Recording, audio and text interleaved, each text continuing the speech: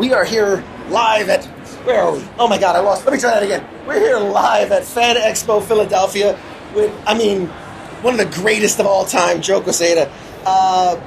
There's so many things I could ask you. I'm going to start with, as the former editor-in-chief of Marvel Comics and an acclaimed artist of your own right, you've had a significant impact on the comic book industry. How do you approach the creative process, and what advice do you give to aspiring guys that, want to do the same thing? The advice is really simple. Learn your craft, right? If you want to be a professional at anything, right?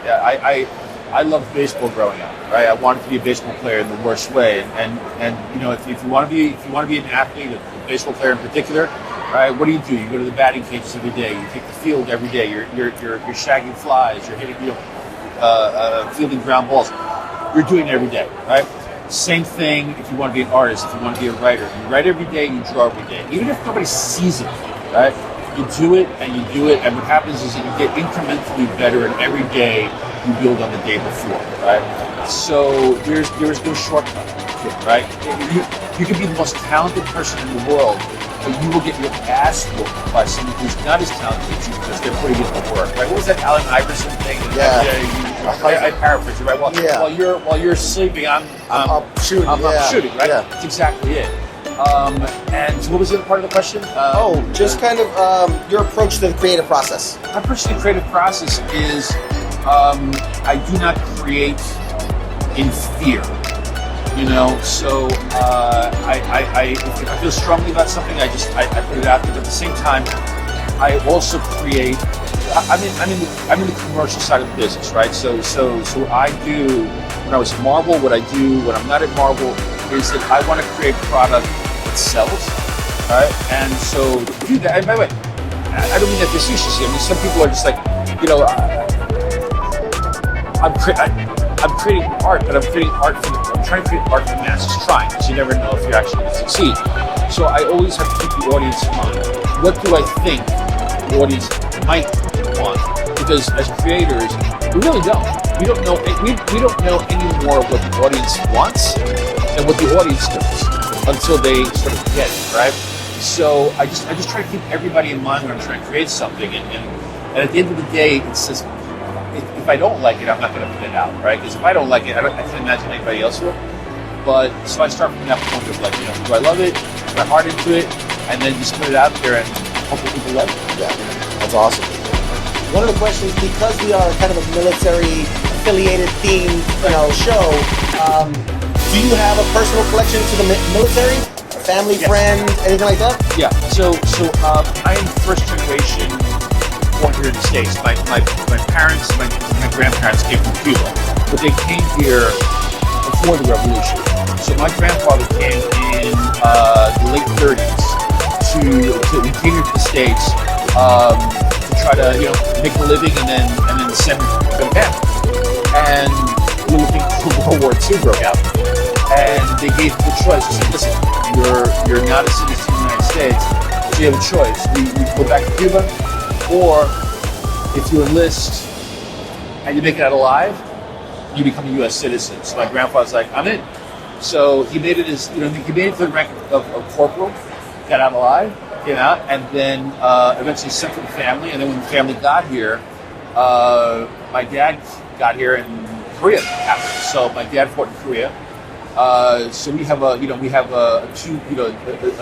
double generational legacy of being in the U.S. Army. I was born after Vietnam. I was, I've been in a position where I was, fortunate enough to not have to, be drafted. But if I had, I would have gone. It's plain and simple. It's like, when you have a family history like that, you gotta go. Serve your country. Something to be incredibly proud of. We thank them for their service. I told you we did bump into each other in New York's Comic-Con years ago. Prior to that, actually, so I was wounded in Afghanistan. I spent time in Walter Reed, the Army Medical Center. Because I was kind of supposed to die. So one of the wishes I had was it'd be my dream. Obviously, I'm a huge nerd, Marvel nerd, and whatnot. But they said I would love to go to Marvel headquarters. Right. And somehow, some way, they made it happen. I got a tour of Marvel headquarters in New York City. and you were the editor-in-chief in time. And I remember whoever was showing me around, like we popped into your office real quick, and you said hi, you were very, very sweet. And at the time, you had like, I'm sorry, I'm getting a call from Kevin Feige. And like, I think it was called Iron Man. Right. It was before all that all exploded. So I feel a little connected to the universe. I'm like, I was kind of there. I was in and around, but I mean, how do you feel? Being obviously you had work involved in the Netflix Daredevil series and whatnot. How do you feel about where we are in the current? I mean, Marvel, DC, The Boys, all of that. I mean, it's funny. I feel. In some ways, I feel vindicated because from the moment that I came in as editor-in-chief of Marvel, I kept talking about that the comics are in this sort of entertainment ghetto, but I always felt it was self-imposed. It was a feeling of like the industry itself wasn't necessarily proud of what it was doing, and I'm like, come on, that's really and it's taken the mainstream a long time to figure out how great the stuff we do is, but I also think that has to do a lot to do with technology, because the way I see it, Jack Kirby was drawing stuff, like the craziest stuff in the world in 1962, and it literally took entertainment, science, technology, like 40 years to catch up, to be able to put on screen what Jack could put on paper, and I think that has a lot to do with it. People going, wow, this is the most incredible stuff we've seen. And people like you and me, you've been reading this stuff for years, right? It's like, oh, okay, yeah, your eyes are open, you figured them out. We were there a long time ago, right? It's really satisfying to see. And at the end of the day, from my point of view, I've been very fortunate that I work at Marvel. I always, anybody that works at Marvel, we should all consider ourselves, for lack of a better word, we're creative trust fund babies, right? Yeah. We inherited this library of stuff. And look, some of it we added on to it, right? But we can't add on to something that wasn't there, right? So we inherited this fortune, and it was our job to then invest it properly and build it, or spend it frivolously on booze and parties, and But I think the team at Marvel from 2000 on, they did the right thing. They did, it was a team effort. All the right moves were made, and that's why we're here where we are now. I was there for 22 years, man. It was a lot of fun. And I know you got people, so I'm gonna ask you one last question. Looking back at your looking back at your career, kind of everything that you were involved with, like, where are you most proud, like, that has your thumbprint, right? Like, what mark did you leave that you're most proud of? All right, so this is a little bit of a longer answer. So when I got into the comics, when I read comics as a kid, dropped them at a certain age. I was reintroduced to comics when I was 25 years old, and I was reintroduced literally the same day. I had an issue of Watchmen and an issue of Dark Knight Returns in my hand. They'd just come out, and I read these books, and it was like, whoa, right?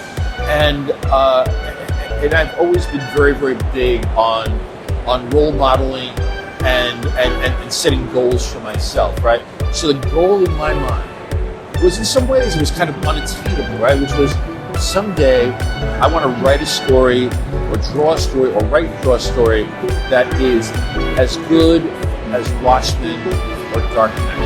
And I've never done it, right? Nobody really has, right? But when somebody pointed this out to me, and I'm like, oh, it's like, when I look at the cumulative stuff that I've done over the years, right? Working with some of the most incredible talent on the planet, I guess my Watchmen is sort of, it was a Marvel for 20 years, right? It was Marvel for 20 years. We had this great stuff. The company was in chapter 11 when we took over, and again, not doesn't happen in a vacuum, but I was part of this great American comeback story, right? Riches to rags to super riches, right? So that, I think, to me, that's probably, to this point, I'm not done, right? To this point, that's the one thing when I look back on what I've done. It's just my history with film, and the fact that I got to lead, and I love everybody there, man. You weren't chased out of the building. That's a good thing. No, my father always said, like, if you lead at the top of your game, whatever it is that you do, right? He was talking baseball at that time, and I always stuck with me. So I love Marvel, I love his characters, and I love the comics industry. So that's why I'm still here. I've got some Hollywood stuff that I do here and there, but this is always home. Outstanding, man. Well, we want to thank you for your time. Anything you want to promote? Anything coming out that you want people to check out or follow? Not yet. Not yet. Actually, no, that's not true. I just started a Substack. Okay. So you guys have subscribed. Okay. We'll get literally, I started it last week. So it's called Joe Quesada's Drawing the Line Somewhere. So if you're not on Substack, it's free. It's all free, 100% free. And I'm just telling stories. Behind the scenes stuff, tutorials, business, like comic industry advice, and just sort of the way that I see things, So I finally found a good place to put it all down on paper. We'll make sure we tag it. We'll make sure we share it, and we appreciate your time, man. Thank you. Thank you so much. Appreciate it. Thank you.